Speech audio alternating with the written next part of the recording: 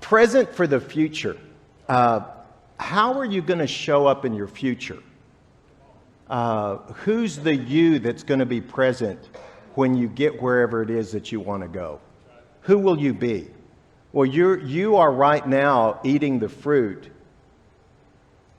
that your mindset provided for you years ago. I mean, your attitude and your outlook about things, about people, about life are really what brought you here. And whatever level you've attained, it had to do, at least in part, with your mindset. Mindset's a term that we hear a lot. So I grabbed a play out of Pastor Terry's playbook, and I gave you a definition. It's a fixed mental attitude or disposition that predetermines your response. In other words, when you get hit with a situation, your response is not something that you just thought of. Your response is the pattern of it, or the result of an ingrained pattern. And a lot of us have our ingrained patterns really go way back even to childhood. And so we're still dealing with people and situations the way that we did in our 12-year-old self.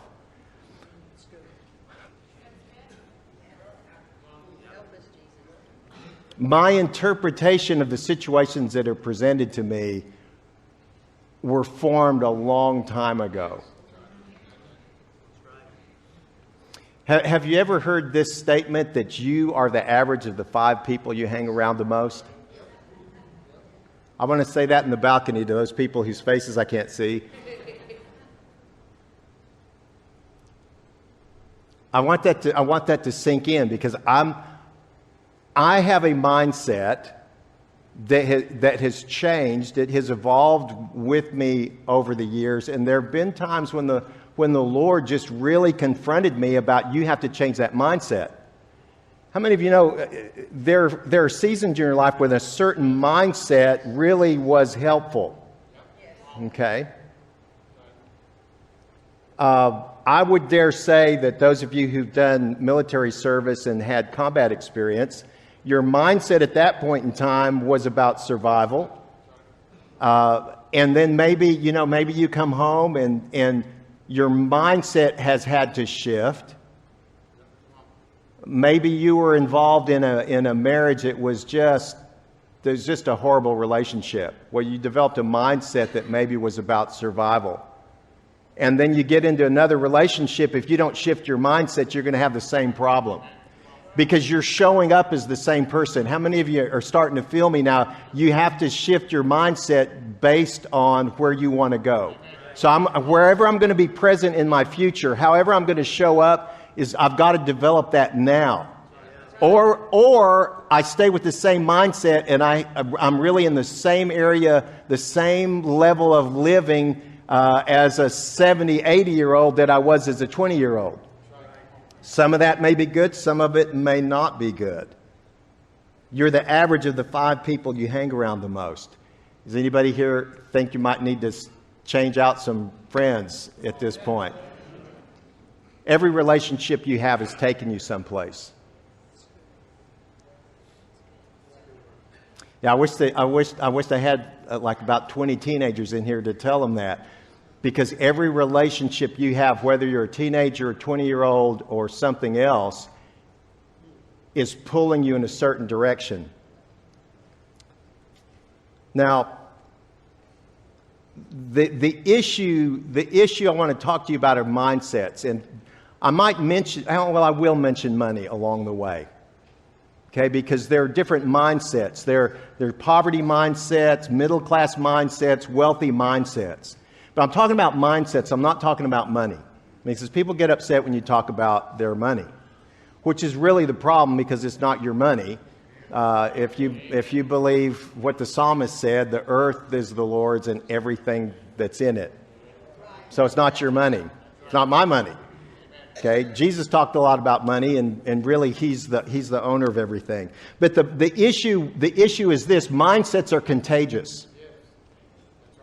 If you hang around gripey, complaining people, the tendency is that's going to rub off on you.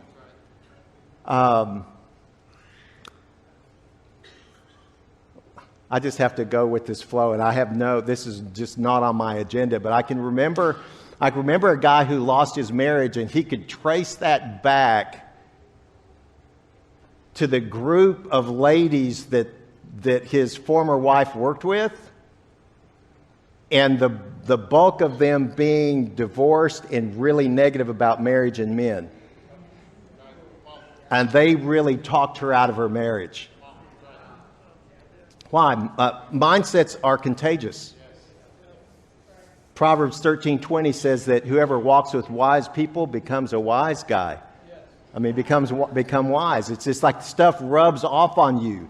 If you run with fools, guess what happens? You're doing yourself harm. See, it's your current lifestyle plus your current mindset that equals your present problem.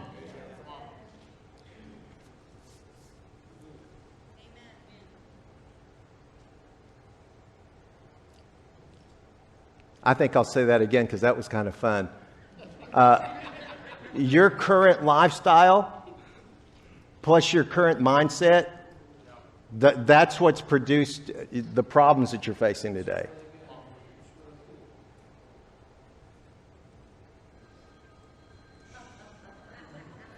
They're already calling in for counseling. The phone lines are lighting up. Listen, if you want to call our prayer line, 1-800. And for your love gift.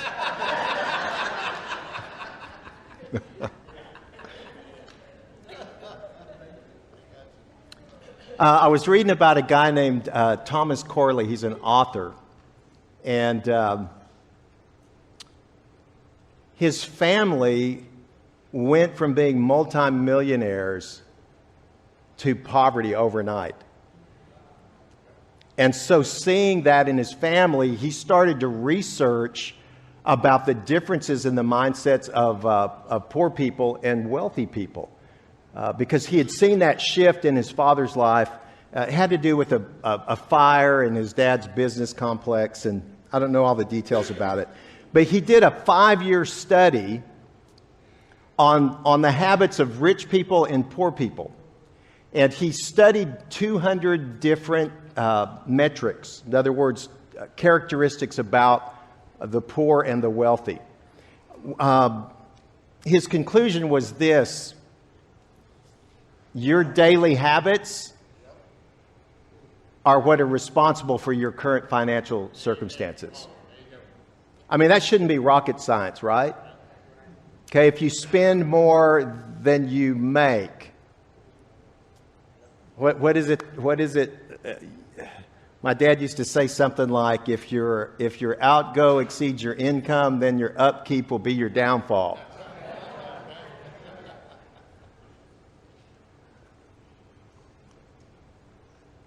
I mean, that's not really, I think we could have come up with that. Maybe we couldn't have substantiated it, but the fact is, it's what we do daily. Our circumstances are rooted in that. Part of that's our mindset. Now, one of the things, not the only thing, but one of the factors that he looked at was reading habits. And he dove in deep, like what kind of reading takes place. Because wealthy people have a whole different mindset. And some of you have wealth mindsets. So whether you have a lot of money or not, you can have a wealthy mindset. So the mindset of the wealthy is this: 88% of the people he studied read at least 30 minutes each day.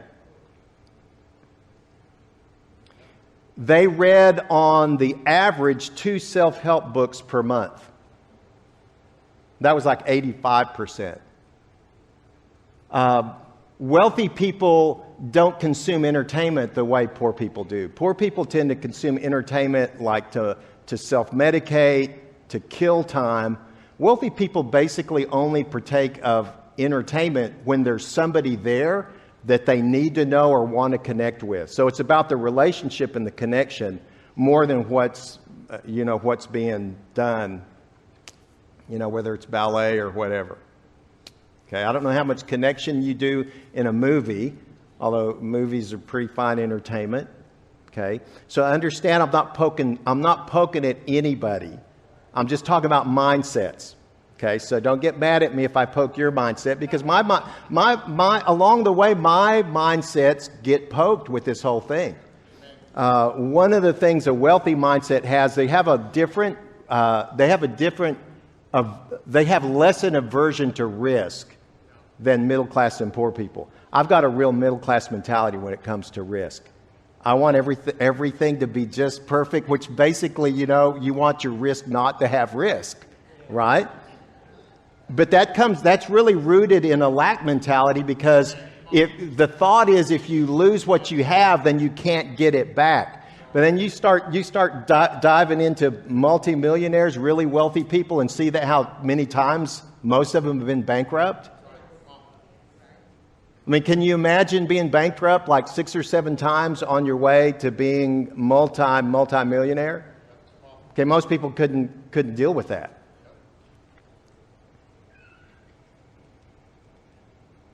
So, differences between the mindsets of the poor, the middle class, the wealthy. Now, these are not always necessarily good or bad. Some of them are just different. Okay, you understand that? Like if you're poor, knowing where your next meal is coming from, that's about survival, because you have to eat. So understand that.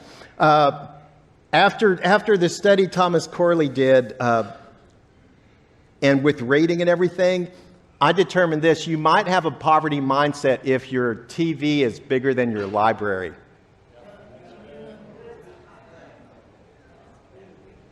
I figured if we survived that one, I could stay here and preach.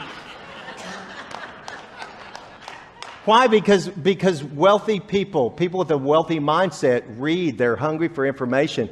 And the books they read are by far weighted towards nonfiction. Biographies, history, you name it, the ologies. Now, listen to your friends talk about food.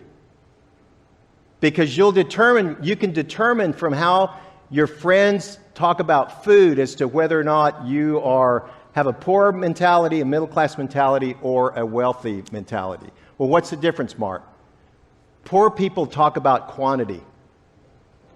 Dude, you should see the size of the portions. The plates are like this big. It's rooted in poverty mentality. See, because if you're wealthy, you're not worried about what or when you eat, because you can always get it. Okay? Middle class people talk about quality. Man, that steak was tender. But if you listen to poor people and middle class people talk about what wealthy people eat, they're like, did you see the size? I mean, it's like minuscule. It's because wealthy people are concerned about the presentation.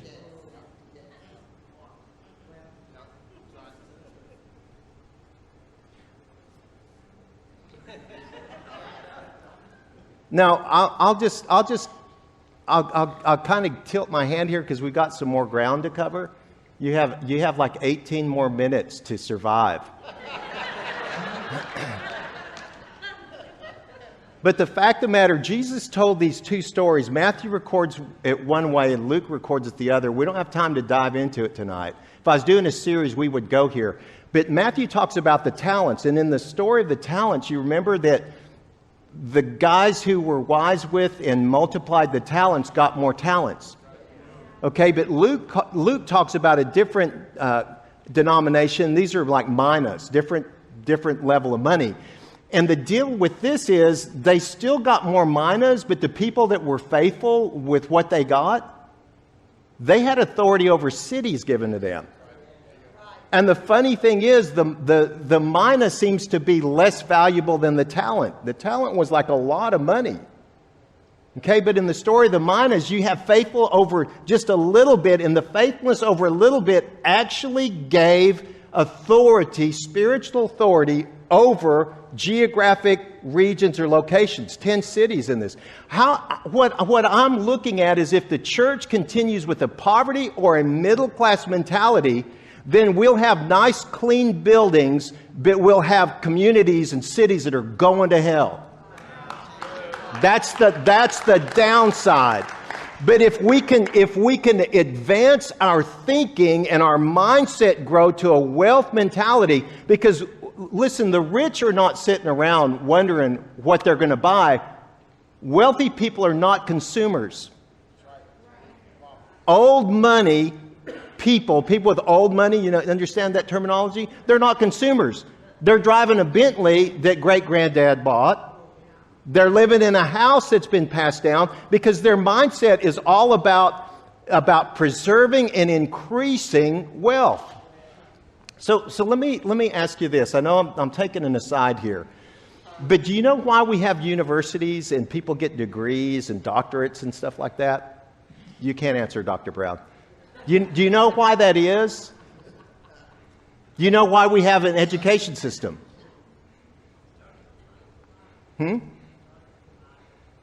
So that we can get a job? Yeah, that is not working out real well for people. Why do we have that? Well, you know, yeah, so we can educate people. No, the overarching principle behind that is to preserve knowledge and to increase the knowledge database.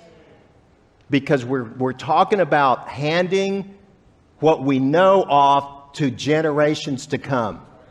Okay? So here's the mindset of the wealthy where it comes to education. You endow chairs. You familiar with that term? To endow a chair. In other words, the chair, like the person who is like over a department at a university. Okay, so when you endow a chair and you give millions of dollars to a university, they don't use it to pay the light bill. They invest that so that the operating costs and the salaries of the teachers are already set. They're not worried about that anymore. Because they've already got that. Now the money, at some point, the money that comes in is about expansion. It's about increasing the quality of the education. Why? Because we want to preserve what we know and what we've learned and hand that off to succeeding generations. That's why, listen, when you get a doctorate, you're not mostly divine. Okay? You don't know everything. You know a whole lot about a little tiny slice, but you've learned that inside and out, and you've done research that adds to the body of knowledge. Mark, what in the world are you talking about? I'm talking about if our mindset as the church, capital C, does not change, if we keep consuming the seed that we're supposed to use to gain leverage and influence in our cities, then we lose. Game over. Yes, God forbid. Poverty, middle class, wealthy mentalities. Poor people spend money, middle class people save money, wealthy people invest money. Poor people have local awareness, middle class people have a national awareness, wealthy people have a global awareness. Let's just ask you a question that helps to determine mindset. Do the people you hang out with admire powerful people, or do they resent powerful people? Are the rich the bad guys?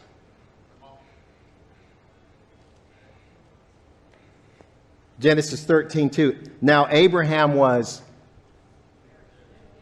Okay, you didn't want to say that, did you? Abraham was very rich. Livestock, silver, and then gold. Okay? Now watch what happens with his son. Genesis 26 talks about Isaac. He sowed in a land that, if you've been around a while, you know preachers like to talk about how the land was in famine, which was probably caused by drought. So there's a supernatural element here, isn't there? If you can sow when there's a drought and you reap 100 times your seed, that's powerful. Now watch this. The Lord blessed Isaac, and he became rich, and he gained more and more until he became very wealthy. You know, now in the Hebrew, I'm going to make a point here, but in the Hebrew, the word rich and the word translated wealthy is the same word. But it's just like, you know, you start doubling things in Hebrew, and it's like it makes a different point. I think, what if the idea here is Abraham passed some things, good and bad, down to Isaac? Okay, one of them must have been a wealth mentality, because Even in dire circumstances, Isaac is transacting business. He's sowing, he's reaping, he becomes very rich. We know he has cattle. We know he becomes very wealthy, and the Philistines are envious of him. He had influence, he had impact. Now, if the Philistines were smart, they would have found out how he did what he did.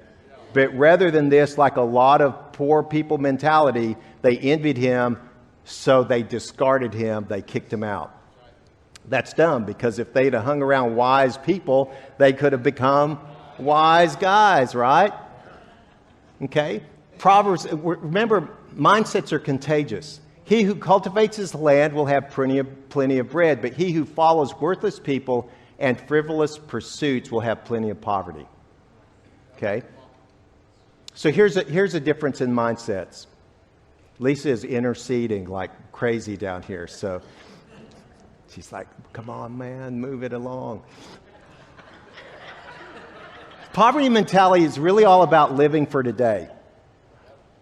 While wealthy people are concerned about making history, leaving a legacy, poverty mentality, it's just all about what's the cheapest way out of this, not what's the best way necessarily. See, if you're going to be generational as a church, you have to start thinking best way. Yeah, you know, you can... I appreciate this building. I want to say that up front. There are things like if I were designing a church, there were things that would be completely different than this. And I know, having worked with other pastors who are present here, they've confronted the same issues. Because you wouldn't build a building like this today. There's certain things like hallway sizes and et cetera. But we're blessed, great to be here, and it's wonderful. Have you ever been to Bass Hall in Fort Worth? Okay, some of you have been to Bass Hall. It's a performance hall. Oh, you've got to go to Bass Hall. It's the building with the huge angels and the trumpets on it downtown. It's only a few years old, but they designed the building with materials and workmanship so that it would last like 400 years. Okay? So, when I get to heaven, I'll tell you if it lasted that long or not. Okay, so don't worry about it. Don't hold your breath. I've got you covered. Cheapest way or the best way? Present for the future. Let me tell you where I got the title. There's a friend of mine in Fort Worth, and his wife told me a story one time about her dad always used this present for the future. And it was short for sacrifice in the present to ensure your future. And so when she was making a mistake, all he had to do was tell her present for the future. Okay? Because there are situations, especially for young people, that's like, I've got to have it and I've got to have it now. But if you wait and you can go a little bit longer in saving, sometimes you can get quality that's going to last for a long time instead of you having to replace something like in 3 months. Present for the future. He's talking about making a sacrifice in the present in order to ensure the future.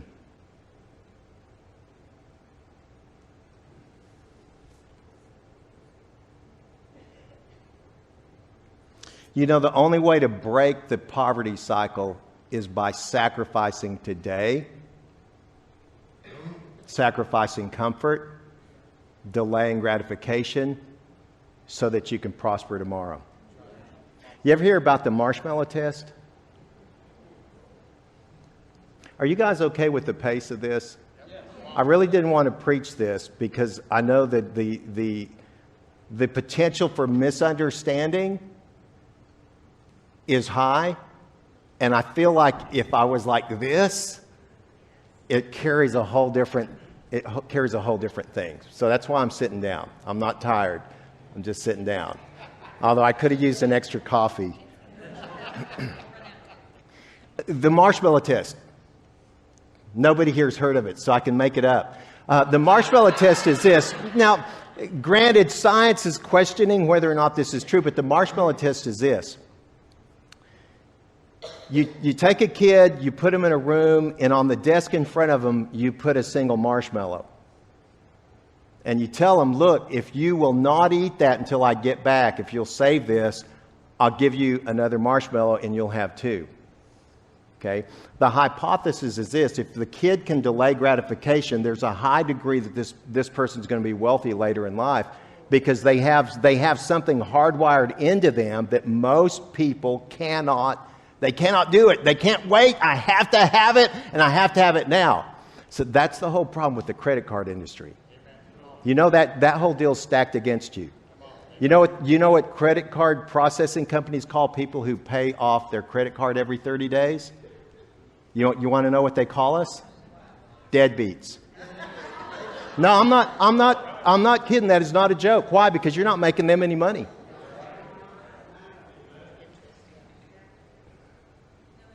Listen, somebody is making money on the interest. I want that to be me. That's a whole different mindset. Do you pay interest or do you make interest? I'm telling you, this really strikes at the core sometime of how we're living. Most people work for money, but a wealthy person's money works for them. Now, as you do understand that there's a number, if it represents your money, there's a number at which if you invest that money, I'm not talking about putting in a savings account and earning 1% interest, but if you invest money, if you take a moderate risk, there's a number at which that money will generate enough money and interest that you can live on. Or if you multiply it enough times, if you double that investment enough times, not only will you be taken care of, but you can pay it forward. You can be present in the future based on what you've done in the past. It's an amazing thing. You know, if we could teach parents, that, and I don't have the math worked out on this, but I need to work it out because there is a number. Like, let's just take a for instance. If I could, the day my kids were born, if I just could put away $1,000 and invest it per kid from the day they were born, and every year I add another $1,000, where would the principal and interest be by the time they hit 21? You say, well, that could ruin them. Well, it depends on the mindset you put in people. See, because if my mindset is, okay, now I can get a new car. Listen, car payments and credit card debt are not the way to prosper in the future. You say, well, why are you telling me this? I just want to live my life. Well, okay, live your life, but I'm talking about collectively. If everyone in this church were out of debt and we're not paying interest to credit card companies and banks, but we're making the same amount of interest, how long do you think it would be before we could evangelize our region and basically win everybody to the Lord? How long would it take? Encourage me. I need to be encouraged. Because here, we wouldn't be talking about the tithe. Nobody would be arguing, is it Old Testament? Listen, I really think that the issue is about trusting God. I know very few people who really have a theological issue with that. I think it goes beyond that. I didn't want to say that. I shouldn't have said that. But the point is this. If we weren't afraid to talk about money, if we weren't afraid to prosper, if we weren't afraid to change our mindset, what could a group this size that was completely out of debt, was collecting interest instead of paying interest? If we didn't like what the newspaper was printing, I think we still have a newspaper, don't we? Okay, it's just an example. If we didn't like what the newspaper was printing, we would just buy the newspaper. If we didn't feel like what the television station was doing was appropriate, we would just buy it. But you know where we think? We think most of the time, what's the least amount I can do and get by? And I'm talking about our personal life. A lot of times that's where we live. I need to move on. If you underestimate your ability to give, you will undermine your capacity to receive. Because that's the whole, God set this whole system up with sowing and reaping, giving and receiving. Jesus said it's more blessed to give than to receive. That's a mindset we have to shift, because even our mentality is this. If you take me out to eat, my mindset might be, man, I'm so blessed, somebody bought my lunch. I had free lunch. You know, our mindset should be the person who was blessed in that transaction was the person who gave. But that's not the way we think. Typically, I know some of you are like, you just bristled up. I know you think this way. See, we're all blessed. But it's generosity that determines the level of blessing you actually experience. Because I just don't want to have the bank account. I want to be able to make withdrawals. Paul said this, 2 Corinthians 9:6. The point is this: whoever sows sparingly, reaps sparingly. Whoever sows bountifully will reap bountifully. Remember, I'm talking about mindsets. Each one must give as he has decided in his heart. That's the point, isn't it? Our mindset. How are we deciding in our heart? What is the basis? What's the mindset that predetermines how we're going to give? See, if I live with the lack mentality, there's never enough to go around. Okay? And if you prosper, then that means there's less for me. But the abundance mindset, the wealth mindset says this: there's more than enough to go around. There's more than enough money. There's more than enough honor. There's more than enough promotion. There's more than enough to go around. Therefore, I can give to you and know there's not less for me. You can be blessed and experience the blessing, and it doesn't diminish anything in me or anything coming to me. That way I can celebrate what God's doing in you. We can celebrate what God's doing in the church down the road. Why? Because there's more than enough. Okay, there is no shortage of sinners in Grayson County. We can all prosper. We can all have churches that are full.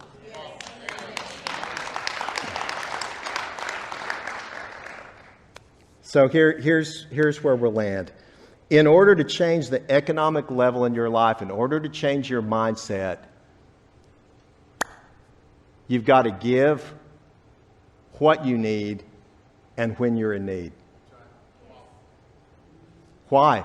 Because that's the very point of pain that shifts the mindset in you. You've got to give when you're in need. You have to give when it's inconvenient. You have to give sometimes when you don't feel like it, out of the abundance of your heart, out of the nudge of the Holy Spirit. We give. Why? Because there's something that increases in us. Our giving increases our capacity to receive, because it's the same faith with the outgo and with the income.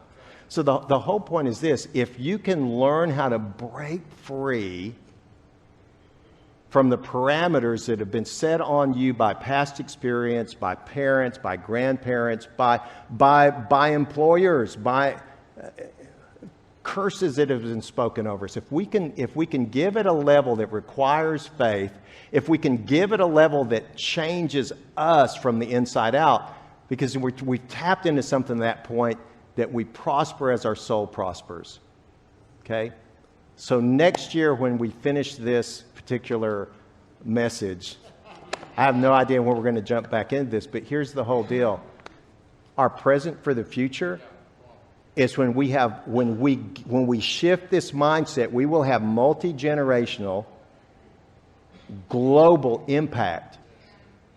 I believe that that's possible at Victory Life. I believe it's possible in this town, that we give and serve our community in such a way that when something shifts in government, when something shifts in our local culture, government wants to know our opinion on that, or they want to seek our help with that. Okay, well, why isn't that happening now? It's mindset.